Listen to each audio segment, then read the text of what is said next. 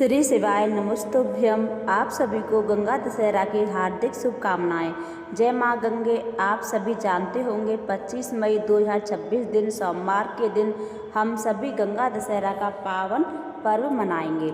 आइए जानते हैं स्नान, ध्यान, दीपदान और संपूर्ण कार्य के लिए क्या शुभ मुहूर्त है और आप अपने घर पर रहकर कौन से कार्य कर सकते हैं ताकि 10 तरह के पापों से मुक्ति मिले और आपका जीवन संभल जाए और पितृदोष भी मिटे। घर में कर्ज, विवाह, व्यापार और नौकरी की समस्या चल रही है, उसका निदान हो। एक बार इस वीडियो को सुनेंगे तो आप पूरी जानकारी मिलेगी। उस दिन आपको दान क्या करना है, पुरुषोत्तम मास के 10वीं तिथि पर क्या दान गुरुजी ने बताया है, इस वीडियो में हम शेयर करेंगे। प्लीज़ वीडियो को अंत तक जरूर देखें। सबसे पहले आप सभी जानेंगे कि कब शुभ मुहूर्त होने वाला है गंगा दशहरा का। देखिए, इस दिन गंगा नदी में स्नान करने का बहुत अच्छा समय है, परंतु वहाँ नहीं कर पाते हैं तो घर पर ही ब्रह्म मुहूर्त का जो समय रहने वाला है वो है 3:05 से करीब 4:05 के आसपास का समय है। ब्रह्म मुहूर्त का समय माना जाता है। इसमें स्नान किया जाए तो महास्नान माना जाता है और सबसे श्रेष्ठ स्नान माना जाता है। ऐसा नहीं कर सके तो 4:30 से लेकर 5:30 तक का यह श्रेष्ठ समय है। इस समय सूर्य देवता की किरण धरती पर आ चुकी होती हैं। इस समय स्नान दान के निमित्त कोई काम किया जाए तो लाभ होता है। इसके अलावा सूर्य उदित हो उससे पहले स्नान आदि से निवृत्त हो जाएं। यही समय देव स्नान का सबसे सुंदर समय माना जाता है। अन्य दिन आप नहीं कर पाते हैं, परंतु इस समय आप स्नान आदि से निवृत्त हो जाइए। इसके अलावा पूरा दिन सर्वार्थ सिद्धि योग और रवि योग हो रहा है, जो कि इस दिन को बहुत खास बना रहा है। गोधूली वेला अर्थात शाम को दीपदान इत्यादि करते हैं तो 7:09 से करीब 7:30 समय सबसे अच्छा है। हो सके तो प्रदोष काल के समय में आप दान कर सकते हैं। इसके अलावा आप पूरे दिन घर में दान पुण्य कर सकते हैं। कोई चिंता टेंशन की बात नहीं है। अब उपाय कैसे करना है, जैसे सोमवार का दिन है, सरल तरीके से गंगेश्वर महादेव की जय बोलते हुए नहाने के पानी में थोड़ा गंगा जल डालकर आप स्नान करेंगे। सफ़ेद, लाल या पीले रंग के कपड़े पहने, क्योंकि गंगा मैया को सफ़ेद रंग बहुत प्रिय है। इसके बाद आप अपने घर पे गंगा जल का छिड़काव जरूर करें। आप अपने बच्चों के नहाने पानी में गंगा जल डालें। हर हर गंगे, नमामि गंगे, ओम नमो भगवते वासुदेवाय, श्री शिवाय नमस्तुभ्यम कहते हुए स्नान जरूर से करें। इस दिन आप बहुत सरल कार्य अपने घर के मंदिर में कर सकते हैं। यह उपाय गंगेश्वर महादेव के नाम से है, बहुत सरल है। आप सभी जानते होंगे आपको अपने घर के मंदिर में या महादेव के मंदिर में जल का 1 लोटा लेना है। एक ही लोटे में गंगा जल और साथ ही साथ चावल का दाना महादेव के नाम से विशेष उपाय है। यह गंगा दशहरा के शुभ अवसर पर करना श्रेष्ठ रहता है। गंगा जल, 1 चावल का दाना और कच्चा दूध जल के लोटे में डालें, जो सबसे श्रेष्ठ है। महादेव के मस्तिष्क पर सीधे गंगा मैया विराजमान हैं। आप प्रत्यक्ष रूप से गंगा पूजन नहीं कर पाते हैं, घर पर गंगा मैया का पूजन नहीं कर पाते हैं तो शिवलिंग पर गंगा मैया का ध्यान करते हुए गंगेश्वर महादेव की जय कहते हुए आप जल का लोटा लीजिए। 1 चावल का दाना, थोड़ा कच्चा दूध और रुद्राक्ष को 2-4 मिनट के लिए छोड़ दीजिएगा। वापस चम्मच से निकाल लीजिए। और सफ़ेद फूल बहुत ही सरल चीज़ है, घर पे उपलब्ध है। आप सभी घर के मंदिर में गंगेश्वर महादेव की जय कहते हुए गंगा मैया का ध्यान करते हैं। सोमवारी सबसे श्रेष्ठ तिथि पर शिवलिंग पर 1 दाना चावल, थोड़ा कच्चा दूध और गंगा जल, रुद्राक्ष मिश्रित जल और सफ़ेद फूल के साथ शिवलिंग पर यह जल चढ़ा दीजिए।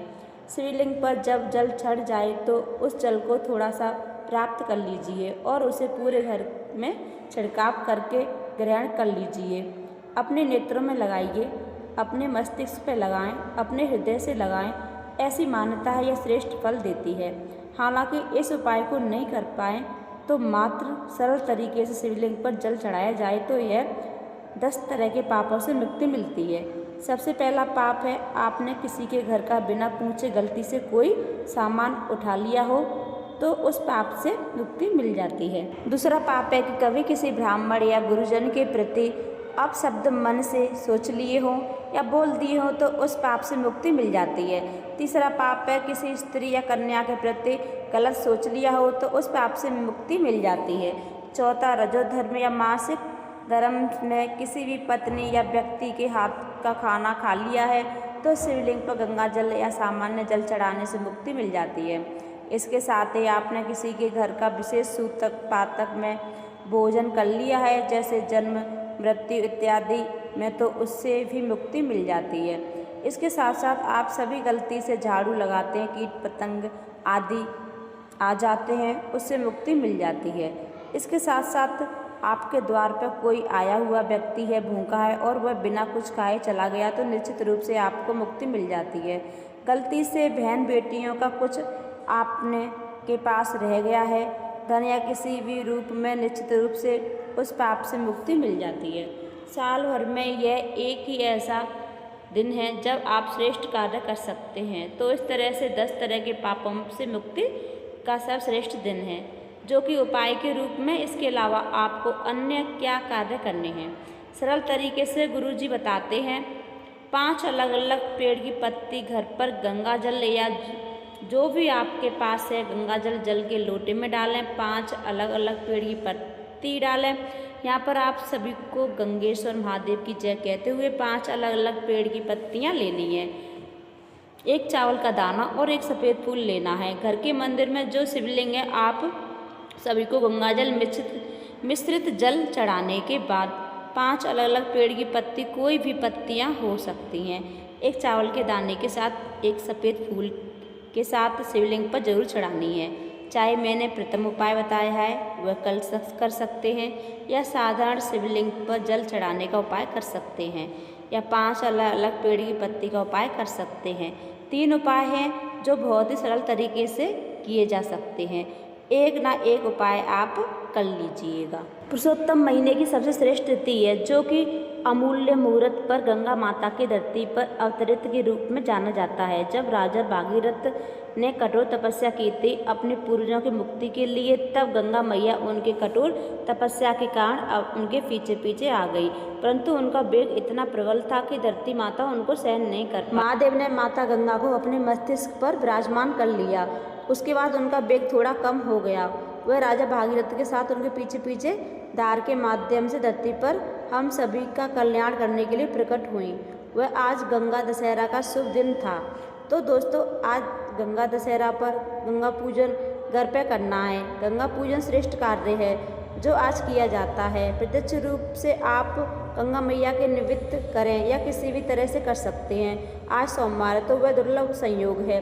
तो आप जो शिव मंदिर है उसमें कुंडकेश्वर महादेव की जय कहते हुए आज के दिन काला तिल डालकर गोलवाती का घी का दीपक लगाएं, और आज के दिन पितरों के निमित्त तर्पण इत्यादि का प्रावधान है। पंडित जी के निमित्त एक समय का भोजन, जिससे आटा दाल चावल इत्यादि निकाले जाते हैं। पंखा सत्तू छाता जूता चीनी इत्यादि इन चीज़ों का दान का बहुत विधान है। गीता जी का 7वां अध्याय भी आप सुन सकते हैं। आप अपने घर पर तर्पण पंडित जी को बुलाकर कर सकते हैं। ऐसा नहीं कर पाए तो सुबह सुबह आप उठें, सभी एक जल का लोटा लें। जल के लोटे में काला तिल जो तुलसी का पत्ता डालकर सर्वपित देवाय नमो नमः कहते हुए दक्षिण दिशा की ओर मुख करते हुए आप पीपल वृक्ष की जड़ में जाकर आप पितृ देवताओं के निमित्त जल जरूर चढ़ाएं। ऐसा करने से पितृ देवता प्रसन्न होते हैं और गंगा दशहरा पर किया गया पितरों के निमित्त कार्य लाभ देता है। मातृ शिवलिंग पर गंगा जल मिश्रित जल चढ़ाने से पितृ दोष से भी मुक्ति मिलती है।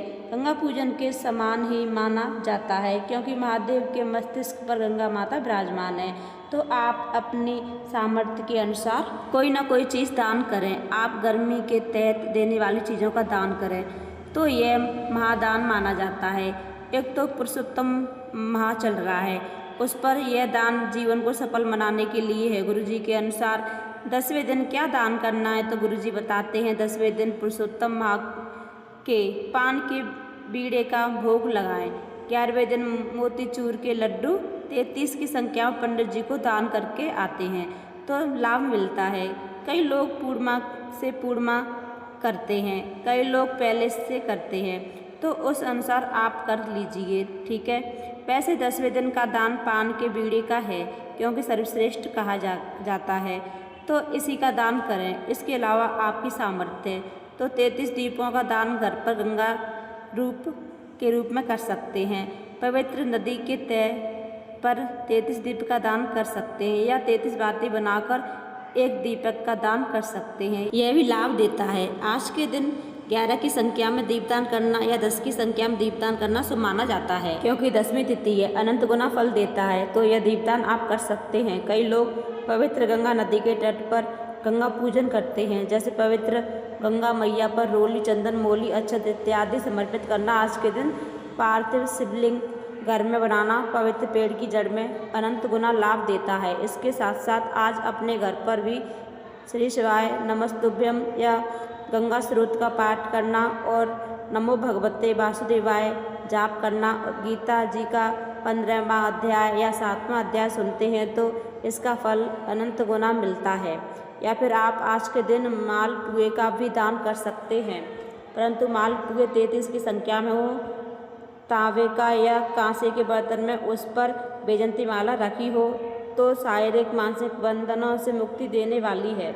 सबसे बड़े दान के रूप में कहा गया है, तो इन चीज़ों का दान करें। इस तरह से सरल कार्य करें, कोई ना कोई कार्य आज के दिन व्यर्थ नहीं जाता है। पवित्र पेड़ जैसे बट, आंवला, पीपल, बेलपत्र, इन वृक्षों को आप पोषित करें। सुबह सुबह कच्चा दूध जल समर्पित करें।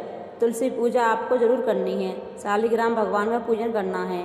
तुलसी की लकड़ी का दीपदान अपने घर के मंदिर में करने का प्रयत्न करें, इसका भी अनंत गुना लाभ है।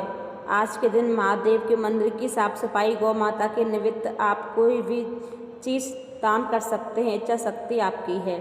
इसके अलावा आप शिवलिंग पर 5 की संख्या बेलपत्र या 108 की संख्या में बेलपत्र की माला समर्पित कर सकते हैं, या आप श्री नारायण के निमित्त घर पर तुलसी का चंदन बनाकर लकड़ी का दीपदान आज के दिन करते हैं, तो यह भी लाभ देता है।